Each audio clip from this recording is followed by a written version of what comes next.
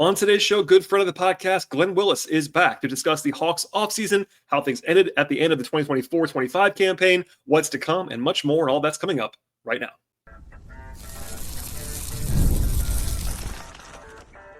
You are Locked On Hawks, your daily Atlanta Hawks podcast, part of the Locked On Podcast Network. Your team every day.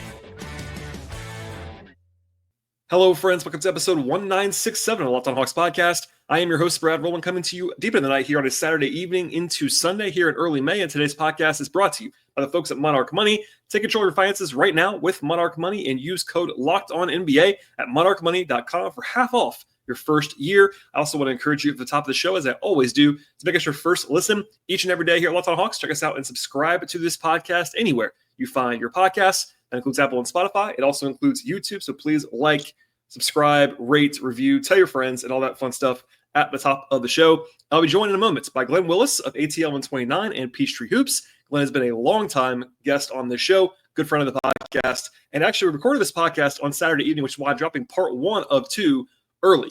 Usually I would hold this in both parts until probably Monday, but because there's a little bit of uncertainty with when the Hawks might move on their president of basketball operations, we discussed that in part 1 of this show. So I'm posting it right away. And then part 2 will be available sometime on Monday. So this is going up overnight, Saturday into Sunday. In about 24 hours, the part 2 will be available as well. So that's why, just as a PSA at the top of the show, that's why that's going to be doing that. But anyway, without any further delay, here we go, myself and Glen. I am joined once again by my friend Glen Willis. Glen, it's been too long since you've been on the show. I know you have your own podcast. You guys are always recording over there, and I listen every time. But welcome back to Locked On Hawks. How are you, my friend? Yeah, it's good to be back because the season has concluded and all sorts of other things and awards and everything. So since we last talked, it was so good to take some time and kind of take a look back at what we saw.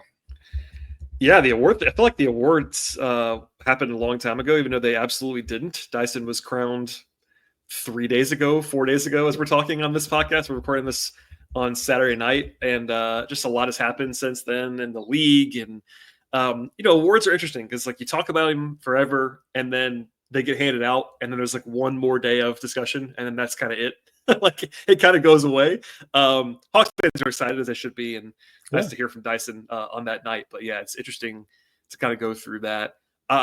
We have one little bit of news, and then we'll talk basketball from this point forward. But I haven't done a show since Thursday night, and on Friday, Zach Klein of WSB in Atlanta set off kind of a storm by tweeting / semi-reporting some names and the president of a basketball operations search for the Hawks. A couple of them had been already mentioned. Elton Brand, Sharif Abdul-Rahim, former players, local ties, all that stuff. But there were 3 newish names that people had not necessarily reported on. Monte McNair, former Kings GM, Calvin Booth, former Nuggets GM, and the one that got everybody talking was Danny Ferry, former Hawks GM. I won't tee up any more than that, Glen. What did you make of those names coming out in the way that they did on Friday? And to this point, Saturday night, no one else that I've seen, no national reporting. It's just been that was out there from Klein, and that's all we know right now. Well, I'd like to know who they're actually interviewing, but I can't get any information on that. I mean, yeah. What sourcing? I have a few people that'll sometimes give you a little bit here and there. But I have no idea who they're interviewing. I mean, it's going to be interesting to see if they can land a substantially experienced and proven person. As when a couple weeks ago when Tyler and Kevin and I kind of wrapped the season, and it just so happened that we were planning to record that night, and then that's when the Landry news came out. And the conversation that we had was, we're at a point now where they need a big move to take the next step. They need a big move. And if you go hire Elton Brand, has he ever done anything like that before anywhere? Has Sharif, or can they go find someone who has actually, made substantial changes, affected, important, because the Hawks can't be in the business anymore. I think a lot of positive this last season that we'll talk about, a lot of positive stuff from this last season, but the window of opportunity to continue making incremental changes, I think, is closed, right? Trey has,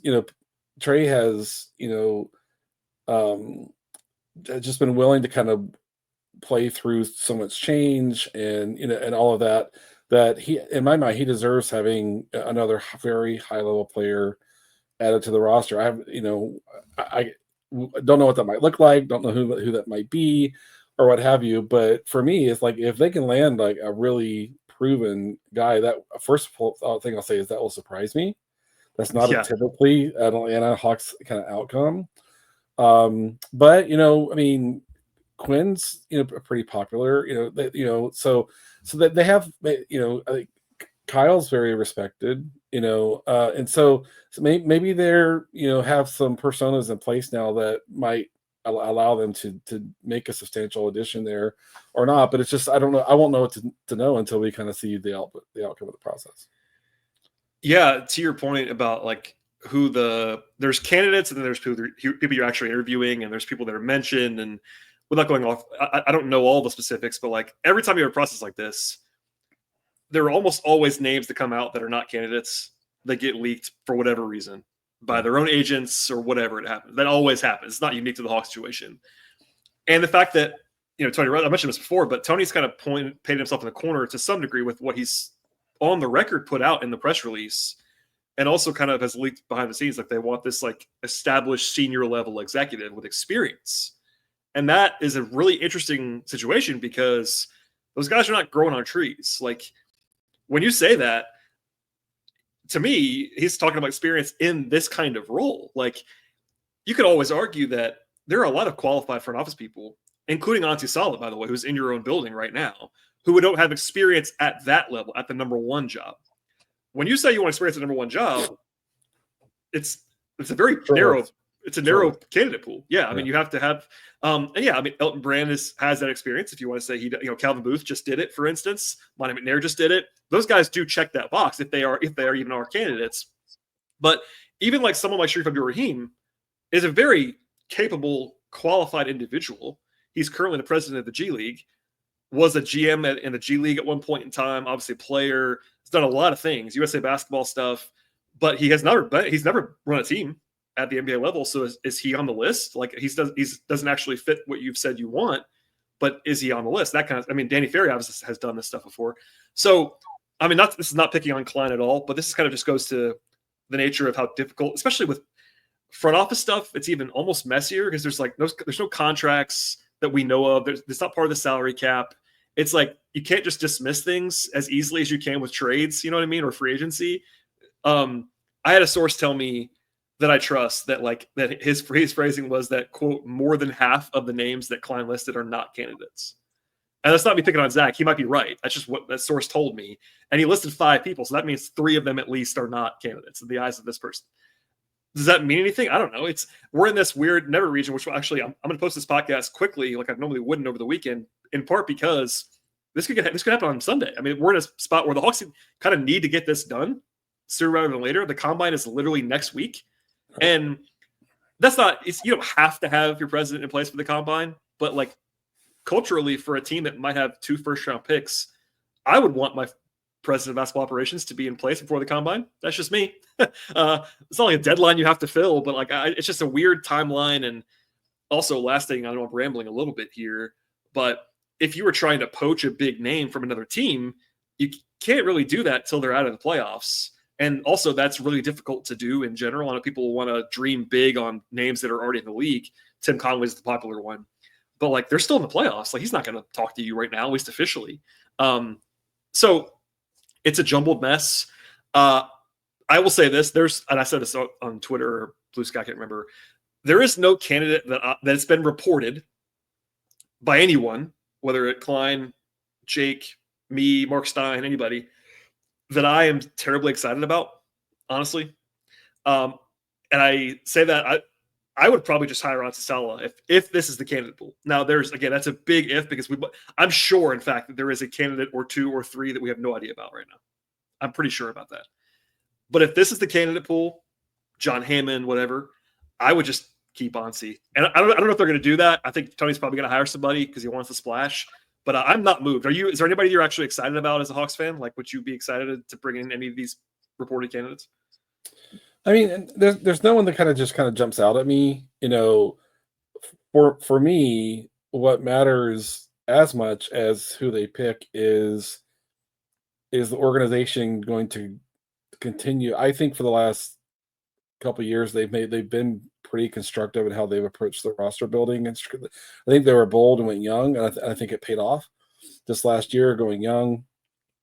I think just running it back in the next season with a really, really young core without adding something substantial to it is not going to work in terms of like the step improvement that you need to have. But it's just like you look around and like Bob Myers did in Golden State. Like it's like how much credit does he deserve? Like they were $1 trillion over the tax line every. And I don't want to discredit. Like they won 4 titles. I mean they won 3. I guess I think they won 3 while he was in charge. The 4th one came afterward. Yeah. But in that context, it's hard to figure out like how successful was he individually in leading that. You look at like the title that the Cavs won. Griff, like how good is he? In New Orleans, he was really limited by the ownership group. If all the reporting is what it seems to be, and so when you look at a person's track record, there's so much context that we may or may not have awareness of that maybe is a filter for how we should look at them. So, I mean, for me, if they want someone that can like make big trades happen and someone who has that track record, great. How do you get a person like that to Atlanta? How do you get a person like that excited about where the Hawks are? I don't want to say it can't happen, but it just doesn't feel like a normal outcome for how things go with the franchise. This show is sponsored by Betterhelp.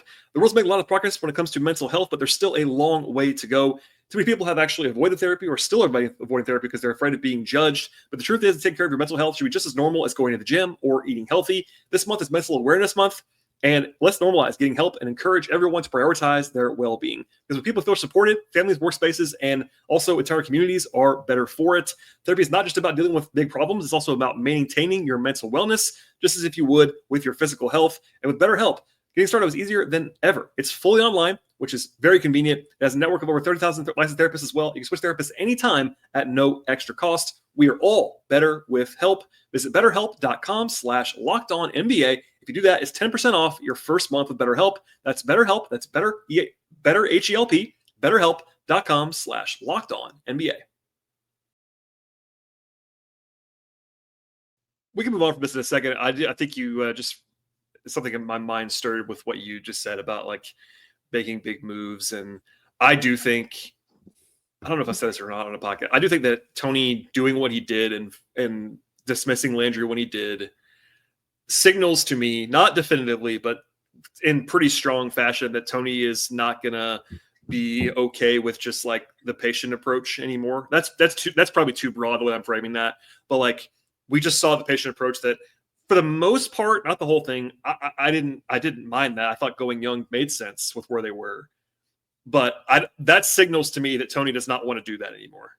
And I don't know what that means. I don't know if it's going to be some blockbuster move or whatever, but I don't think that they're going to be in chill mode going into next year. That's my guess, educated guess, I would say. And you could argue they shouldn't be. I mean, as much as I praise them for the step forward they took this last season, that was grading on a curve with what their roster was. That's my whole framing was like, look, if you look at their roster, they performed pretty darn well, but they were young. They had flaws. We'll talk about them, I'm sure, on this podcast, but like areas of the roster they had to improve.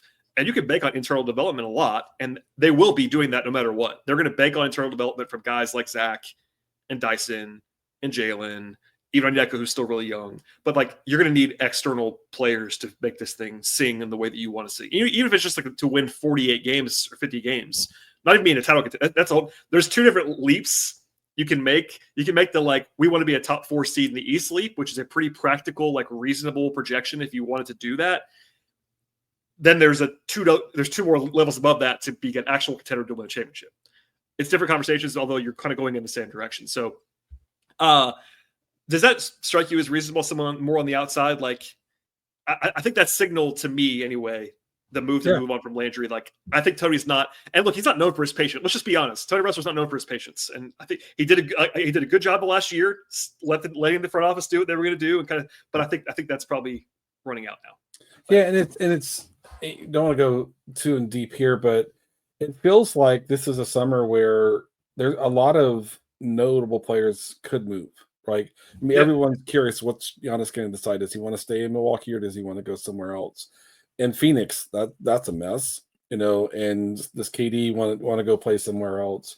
And then you got teams like, Houston, you presume is going to look for a big move, to help that roster take the next step. Orlando, they got a couple really good young guys, but they have their guard play offensively is atrocious, and Boston's getting older, and can Cleveland kind of keep the band, so it just feels like this might be the time that you might be able to kind of get lucky and be able to snag someone where there's a lot of movement happening, or in that top 40 kind of group of players in the league.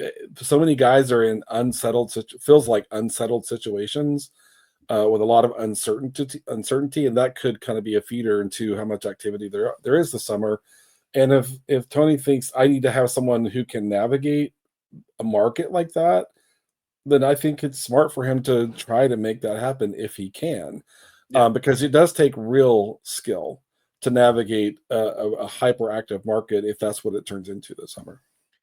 yeah, for sure. And that's, while I'm high on Ansi Salah as a up and coming front office person, he hasn't had to do that job. Like, he's done some stuff behind the scenes. I know he's been prominently involved, but that is a different level. We talk about, like, I know our mutual friend Tyler has been critical of them not making some of the bigger splashes. I haven't personally been averse to them not doing the Jimmy Butler thing or the Brandon Ingram thing. Like, it didn't bother me at all. But if that's what you wanted to do, you do need to kind of, work the margins in a different way. And some of the process stuff's not been the best. Like, I thought the Bogey trade in the end was not a good process example for the front office. It's one transaction. You never know what all went into that, but to kind of turn around and make a pretty rough value just in a vacuum, you didn't use your leverage very well, I would say, in that transaction. So you have to send picks with Bogey to get Terrence Mann. That's one example. I said on the show, like, even I'll say it again now, I don't think Landry, quote unquote, deserved to be fired based on his track record. Agreed. As far as like, oh, this guy had to get fired. I never thought that about Landry. Now, on the other side, I never thought Landry is this elite executive either. And my framing is like, if you want to have a guy that you think is great and you don't think that Landry is, it's fine with me that you fire the guy. It doesn't bother me at all that they moved on from him. Yeah, I think the thing that I give him credit for is, and it wasn't just him. We know that it's a team approach in the front office, right? But in the last 2 years, they've kind of really dug out of a hole, and they overpaid their own draft picks in a couple of examples. Had to give John Collins away for basically nothing. Had to give Kevin Huerter away for which is those were awful decisions. Yeah. In my view, and not that like the Hawks would, not that Collins and Huerter would have made the Hawks meaningfully different, but to give them away for nothing because of the contracts you gave them is what. So I for me, I think Landry helped them create a situation heading into the summer where they had more flexibility than I thought they would. Like a year ago, they a lot more flexibility. I think he deserves credit for that. I like to say in my professional life, there have been times when I lead, big teams or whatever, I have one person lead steps 1 and 2, and then I have someone else come in and lead steps 3, 4, and 5, and builder versus an operator or whatever. And I do think that what I think Tony wants to happen requires someone who's got some serious chops to kind of be able to navigate some tricky stuff. And that's worth seeing if you can make happen, I think. Yeah, I don't know if I've actually laid it out the way that you did. Maybe I will on a deeper dive at some point, but like, it is really worth acknowledging how much better they are in a position, roster, cap, personnel wise than they were a year or two ago. Like, it's actually staggering when you look at it, like one versus the other, as far as if you include contracts and you include age. And look, you get some good luck along the way. You win the lottery, ended up with Ricochet. That's, hopefully you make the right pick. It looks pretty good to me right now, I would say. But to win the lottery, you didn't do anything to do that. You got lucky, but you won it. And I think the pick looks pretty good. But to get Dyson out of that transaction, where you kind of had to move, in my mind, you had to move Murray. You got Dyson out of that. It was a home run trade. Jalen takes a step forward 2 years in a row and is now like considered a pretty much universal, like top 50 player in the league kind of level player on a great contract. You sign a Conway to a good contract. Like there's a lot of good stuff on the roster. There's still flaws too, as we'll talk about more in a second. But it is worth probably every once in a while looking back and like, man, they were in some real trouble a year and a half, 2 years ago with the way things were trending. Like they didn't have a lot of young players in the pipeline in the way they do now. And the guys they drafted, if you want to be more of a pessimist, haven't worked. You drafted AJ Griffin, he's out of the league in 2 years. That's not really your fault, but it happened that way. Kobe hasn't done anything so far. So like you could go the other way too. But I think if you compare the roster situation a year and a half ago, 2 years ago to what it looks like now, it does look considerably better, even if they've not won the games yet. Yeah, for me, the last thing I'll note is, if they're sitting at 13 or 4, wherever they end up picking, right? And there's a guy they really want, and they'd only have to move up 2 or 3 spots to get him. Sure, it would be nice to have a couple of second-round draft picks that you could offer a team and move up 2 or 3 spots to get and they've traded almost all of them away. They have very few second-round picks in the future. Yeah. So like if Jace is your guy or whoever, and those seconds can help you move up 2 or 3 spots. And so it'll be interesting to see if that cost them, an opportunity that they might have otherwise had. Yeah. And look, if something happens more on the president of basketball operations front, there's more reporting from national people, or if somebody gets like, lead candidate reporting kind of level, I'll dive deeper. We're intentionally not going through resumes of these guys. The fairy thing is this whole different, like that could be a half-hour show that I'm not doing tonight with Glenn. People are mad or they're not mad. It's kind of to each their own on that. But for now, we'll put a pin in that and we'll come back to it. I do want to talk basketball with you beyond front office stuff. You and I haven't talked, at least in this form, since the season ended. So I want to start there, not with the whole season retrospective necessarily, but there was a lot of talk about how the way the season ended, they didn't obviously make the playoffs. They were operating with a roster that I can't stop myself from reminding people was incredibly flawed by the end, and that shouldn't be ignored. Now, you could say that was a failure of front office to some level, but also I would say it was outlier unlucky to have 2 of your top 3 centers and your starting power forward out for 2 straight months at the end of the season. So all that goes into one bucket or whatever. Today's show is brought to you by Monarch Money. I think we've all done this in the past, but at times I've looked at my bank account and wonder where all of my money happened to go. And between dining out and online shopping and entertainment, it's easy to lose track sometimes. And that's where Monarch Money comes in for you. It's your personal CFO, giving you full visibility and control over your finances. Monarch Money is not just a budgeting app. It's instead a complete financial command center for you. You track all of your accounts, your investments, and spending on one place. It's not just managing money, and also start building wealth instead. When I started using Monarch, I listed how much money I was spending on food. It's just one example, but I really budget smarter now and save more money as a result. Instead of juggling multiple apps, you can also use Monarch to check your finances, track your spending, and even plan your long-term goals all in one place. If you want to manage money in conjunction with your partner, that can be smoother than ever as well. You can track shared accounts, personal accounts, set goals, and also stay on the same page without any of the stress. Take control of your finances right now with Monarch Money and use the code It's Locked On NBA at monarchmoney.com for 50% off your first year with Monarch Money. One more time, that is monarchmoney.com, code Locked On NBA for half off your first year. Coming out of the season, it's not been that long. What was your feeling on the way that it ended and kind of the journey along the way? Because, the roster changed and all that stuff. It was kind of a weird season. They were walking on this jagged edge all season long of trying to win, develop all that stuff. But what was your kind of takeaway when the season was coming to a close? Yeah, I mean, for me, I look back at the whole season and see a lot of positives across the season. I think at the end of the season, I think they were on fumes physically and mentally, and I mean, and Quinn was trying to figure out how to play Don Barlow or how to patch some minutes that you had to, and it's always kind of funny to me, people on Twitter or Blue Sky or whatever talking about Quinn's rotations are bad. It's like I'm trying to figure out what options he had, and there were times where he kept going to accommodations that would make you like, why does he think this is going to work, or is he just like hoping 3 minutes of this will not be horrible and terrible, and all of that. But for me, I just think they didn't have no Jalen, no Nance, no Clint. I mean, a lot of your physicality, a lot of your size disappeared, with those guys being unavailable to you. And so they had to, I mean, we saw Terrence Mann defending Giannis, in a Milwaukee game, and and LeVert really had ideally you want LeVert attacking guards when he has the ball in his hands, and he ended up playing the three and having big defenders in front of him, and so everybody was sliding up a position. It kind of felt like, right, and then when you go up against Orlando, who's really physical and has a lot of length, in that play in, and then with Miami just has so much continuity to their system and what they do, even though I don't think their roster is really meaningfully better than the Hawks roster. It's just the continuity that they have there. But for me, it's like I didn't really have any high expectations that they would end up in the playoffs, unless Trey just went for 45 and had one of those kinds of games. But I think the value of what we saw there is you can clearly see what's missing, right? Another ball handler, another scorer, another creator.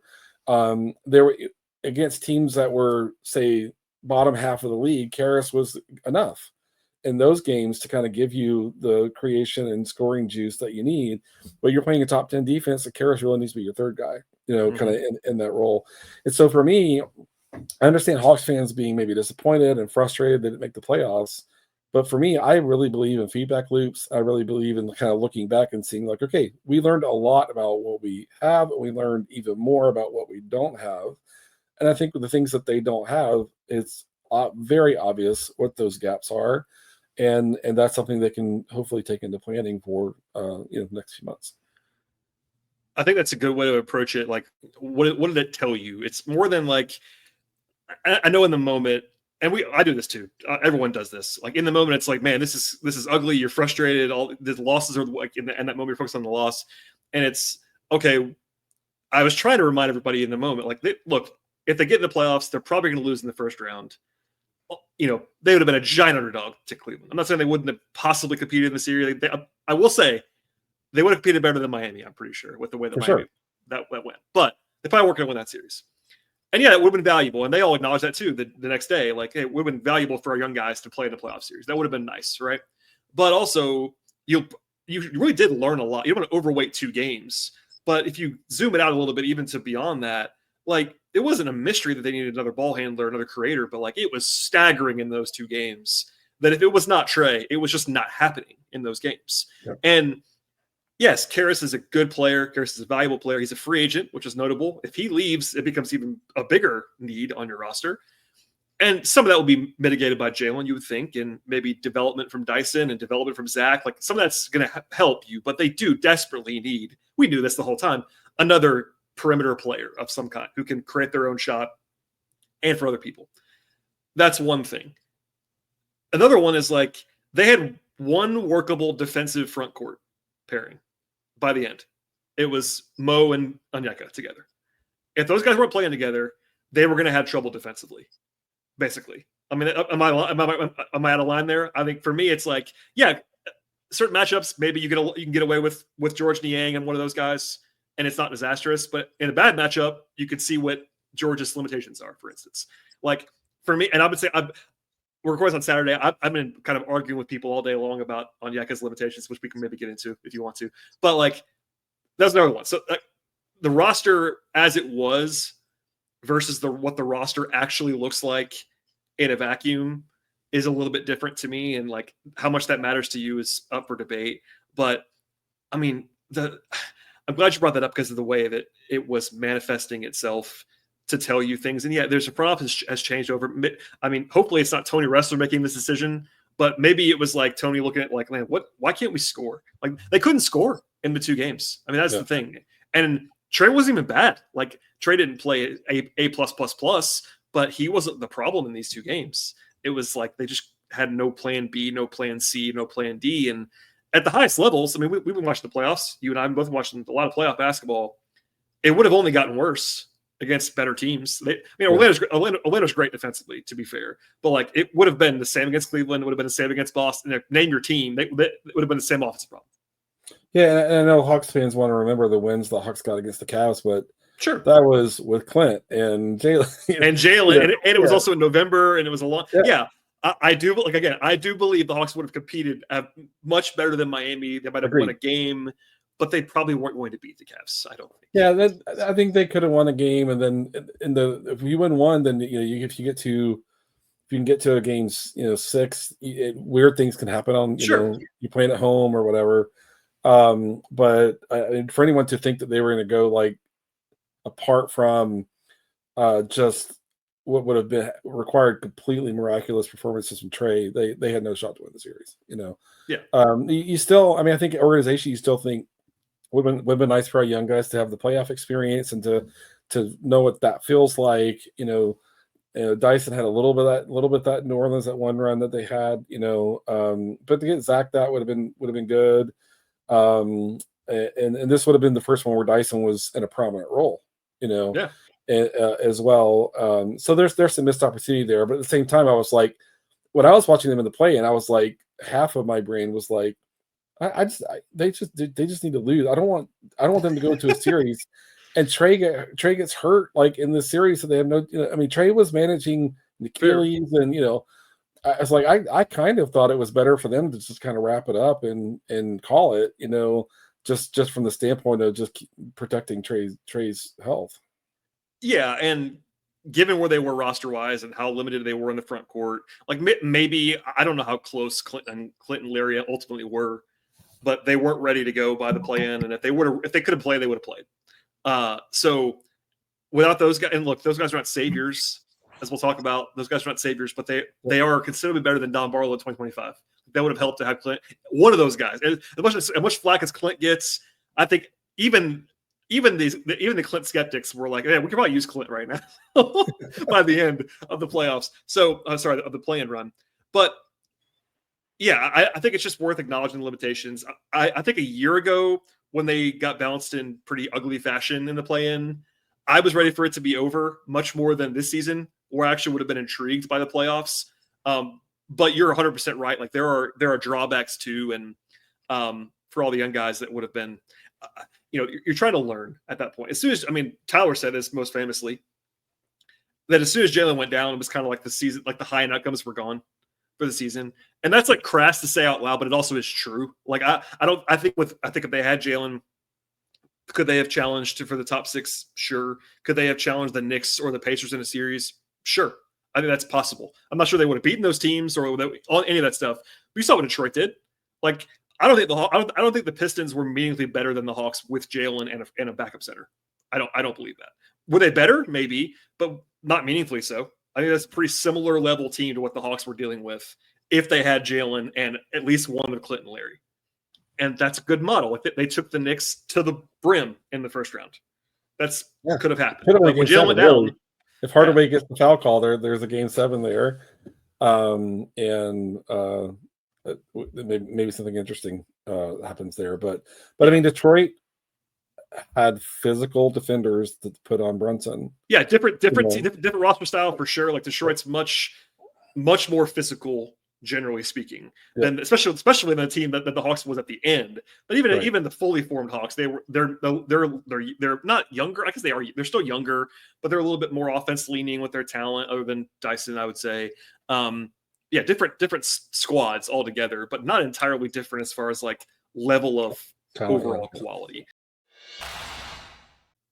All right, that is it for part 1 of 2 with myself and Glen Willis. As a reminder, as I said earlier in this podcast, part 2 will not be dropping until sometime early on Monday, so please stay tuned for that episode as it goes up. Usually I drop them back to back, but because of the early posting on Saturday evening and Sunday, I wanted to get you part of this conversation. You have to hold tight for part 2. If you listen to the show on Monday, it should already be there in your feeds, so go ahead and subscribe to this show. And the best way always to get the podcast is to subscribe and have it delivered to you on Apple, Spotify. Also, if you're on a YouTube subscriber, it will be available to you. You'll be alerted when new shows are going up in the feed, and they will also premiere in real time. So please subscribe, rate, review, tell your friends, and we'll see you all next time.